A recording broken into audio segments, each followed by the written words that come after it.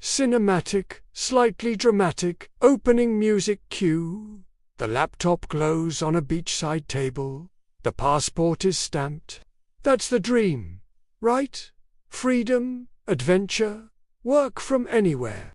We see the filtered Instagram posts, the perfect latte in Bali, the sunset view from a Lisbon apartment. But behind the stunning visuals, there's a brutal, unspoken truth about the digital nomad life. Many of the people you see traveling the world are secretly running on fumes, living paycheck to paycheck, or worse, sinking into debt. I'm talking about the ones who came for the freedom but are now going broke. This isn't about saving money on coffee. This is about 5 foundational, catastrophic money mistakes that turn the nomad dream into a financial nightmare. If you are a remote worker, if you're planning to travel indefinitely, or if you just love the idea of location independence, you need to hear this before your dream becomes a one-way ticket back home. Let's dive into the top 5 money mistakes that make nomads go broke. Mistake number 1. Confusing cheaper with sustainable. This is the classic rookie error. Nomads flock to places like Chiang Mai, Mexico City, or Eastern Europe because the rent is incredibly low. They think, if I cut my housing costs by 70%, I'm set. But they forget the hidden consumption traps. Just because the rent is $300 doesn't mean your life only costs $300 more. Suddenly, you're eating out for every single meal because it's only $5. You're taking taxis everywhere because they're dirt cheap. You start doing weekend trips because, wow, a flight to Vietnam is only $40. When you aggregate all those tiny, cheap transactions, your overall consumption velocity skyrockets. You've traded high fixed costs for unpredictable, runaway variable costs. You are constantly spending, and because the individual purchases feel insignificant, you lose all budget control. Being cheap is not the same as being financially disciplined. Mistake number 2. The infrastructure failure. We leave the stability of our home countries and often fail to rebuild the critical financial infrastructure we need. I'm talking about 2 things here: insurance and tax planning. First, insurance. Many young nomads skip travel insurance or rely on cheap, bare-bones plans, thinking, I'm healthy, I'll be fine. Then, a motorbike accident happens in Medellin, or appendicitis hits in Thailand. A single major medical event can wipe out 2 years of savings. Don't cheap out on the thing that protects your absolute worst-case scenario. Second, tax planning. Too many remote workers assume that because they move constantly, they don't owe taxes anywhere. This is a myth that lands nomads in serious hot water. Tax residency is complex. Are you truly breaking ties with your home country? Do you understand the 183-day rule?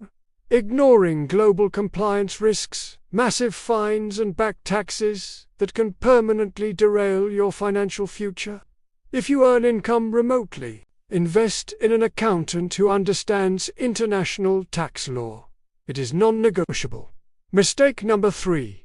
The feast or famine income trap. The stability of a steady paycheck is something you give up when you go independent. Many nomads fall into an income pattern where they work frantically for 3 months, make a lot of money, and then take 6 months off to travel and enjoy the freedom. This creates massive financial anxiety and volatility. You have huge chunks of time where you are producing nothing, relying entirely on savings. This means you are not building momentum, you are not scaling your business. And when you finally decide to work again, you have to spend weeks rebuilding client relationships and regaining motivation. Sustainable nomadism requires consistent, if flexible, income generation, not violent spikes followed by long troughs of consumption. You need systems that allow revenue to flow even when you are on a mini vacation. Mistake number 4. The currency conversion ignorance. This sounds technical, but it's huge. If you're earning in USD or you're but spending in a local currency, you are constantly losing money on two fronts: withdrawal fees and terrible exchange rates. Every time you pull cash from an ATM, you might be paying $5 in fees, plus a hidden 3% conversion markup from your bank. Do that 10 times a month, and you've just thrown away hundreds of dollars simply because you did and set up the right accounts. Modern nomadism requires modern banking. Get bank accounts designed for international travel, like Wise or Schwab, that offer 0 foreign transaction fees and true interbank exchange rates. This simple fix plugs a massive, constantly leaking hole in your budget. Mistake number 5. Failure to build a home base fund. The final and most emotionally damaging mistake is neglecting the fact that indefinite travel is rarely truly indefinite. Life happens. A parent gets sick, a visa changes, or frankly, you just get tired of living out of a suitcase. When things go wrong, the nomad who only focused on low-cost living is utterly exposed. They don't have the savings necessary for an emergency flight home, security deposits for a stable apartment, or the buffer needed to transition back into a higher-cost environment. You need a dedicated anchor fund, 6 to 9 months of living expenses based on your home country or desired landing location, not based on the cheap, hostile rates in Vietnam. This fund serves as your financial parachute. It allows you to choose when you stop traveling, rather than having external circumstances force you home broke and stressed. Conclusion: the nomad life is a phenomenal opportunity, but the freedom it offers is proportional to the financial discipline you apply. Don't chase the superficial cost savings. Chase sustainable wealth, robust infrastructure, and consistent income. Protect your future, and the freedom will last. If this video helped you rethink your nomad strategy, give it a like and subscribe. Let me know in the comments, which of these mistakes have you seen the most?